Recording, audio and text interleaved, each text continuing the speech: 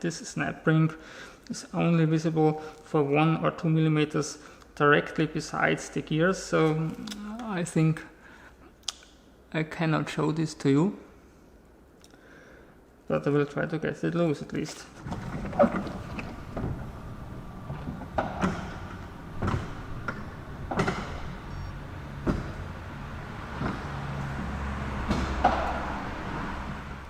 Hello everybody and welcome to day 38 of my S-Type rebuild.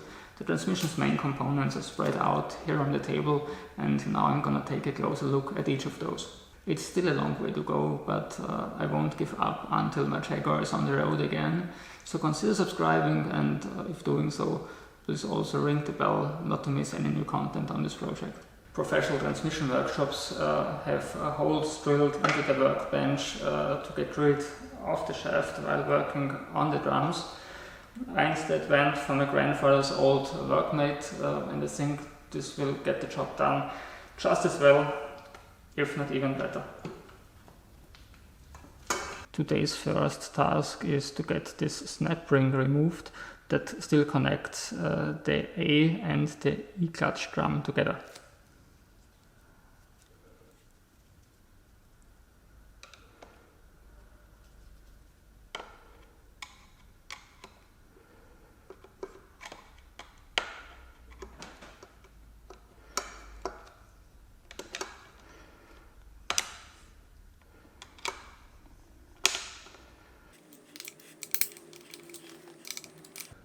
I just have to work around with 1 or 2 screwdrivers.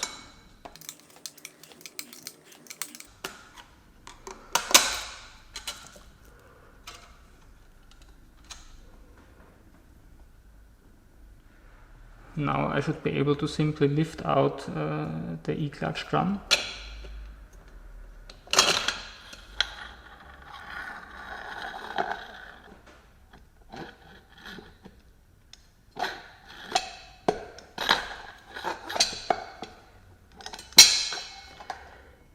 In fact, this wasn't the E-clutch drum. The E-clutch drum is here inside.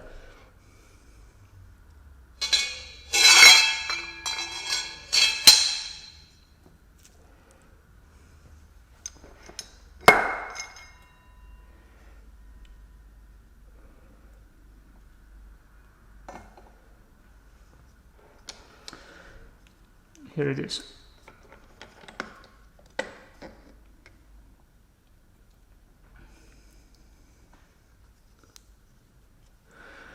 And as you can see, the E-clutch drum is directly connected to the transmission input shaft.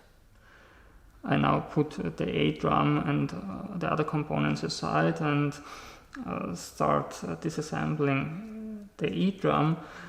The E-clutch is the smallest one. It's only applied in 4th, 5th and 6th gear, and it's the one most prone to wear. To get the clutch bags out here, it's again necessary to detach a snap ring.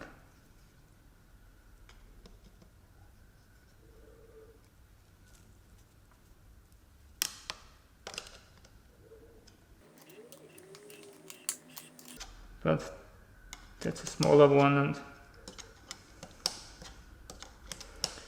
it's detached quite easily.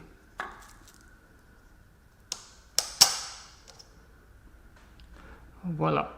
I now can take out the frictions and steels.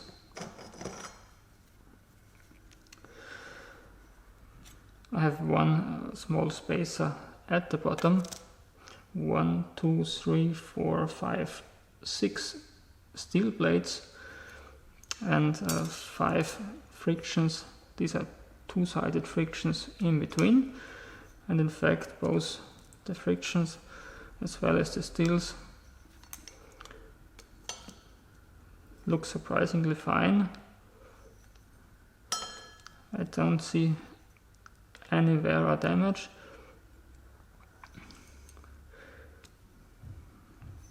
This transmission in fact has survived 150,000 miles with only, I think, 1 or 2 fluid changes.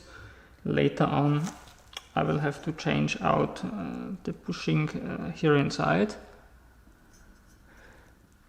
and on the shaft, on the input shaft, these 1, 2, 3 O-rings also will have to be replaced.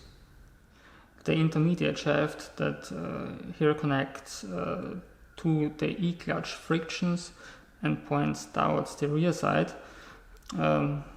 hasn't any moving parts in it. I only see one bearing surface here, one there in quite good shape, but nothing that could be changed. This part was connecting the A and the E clutch drums together. Nothing to do here, besides a cleanup maybe.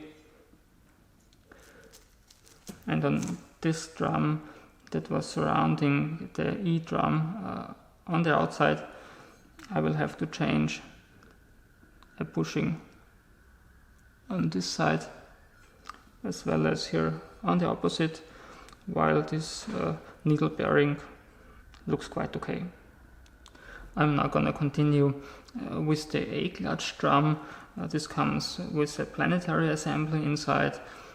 As always, the first step will be to get the frictions and steels out after detaching this snap ring here around.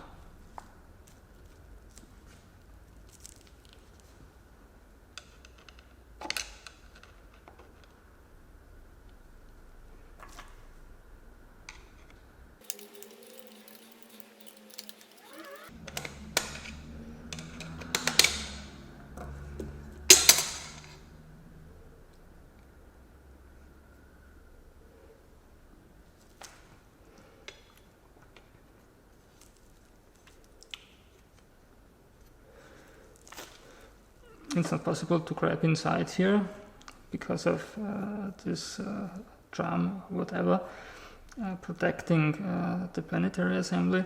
So we'll have to turn this around and see if the frictions and steels simply drop out. And in fact, they do.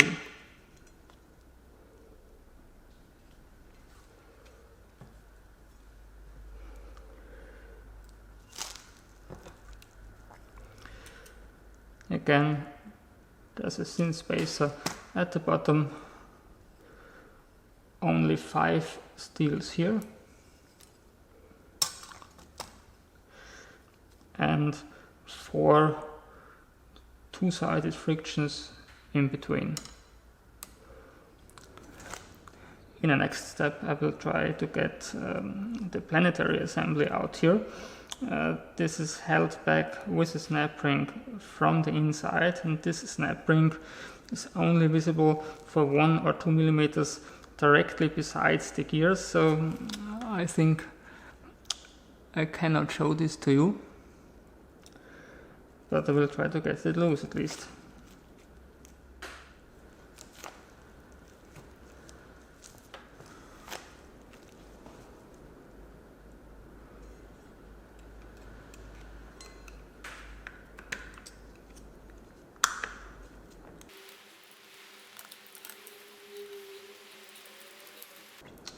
You can only catch the snap ring if holding a small screwdriver into a vertical position because of the gears directly beside.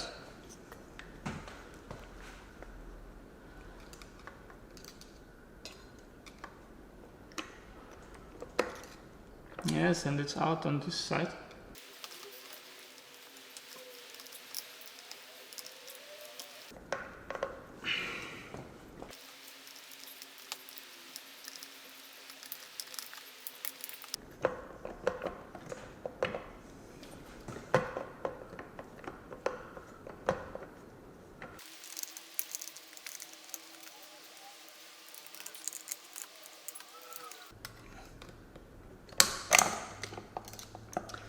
And here it goes.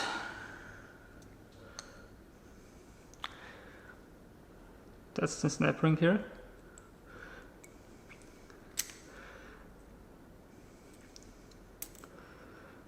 It's very thin, very small. The snap ring attaches the planetary assembly to the drum at these 4 points. It's expanding to the outside, and to get it loose you have to push inside here directly beside with a small screwdriver.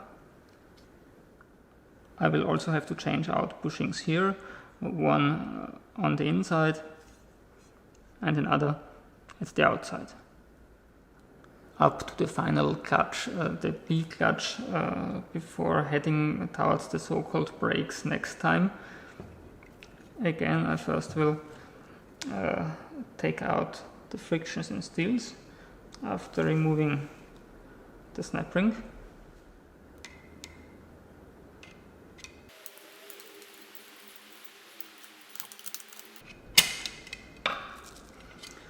Here it is.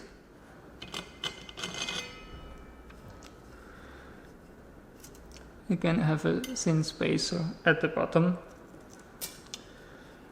Then 4 regular steels and 4 regular two-sided frictions, and an end plate that's more massive and I think will not come with the overhaul kit.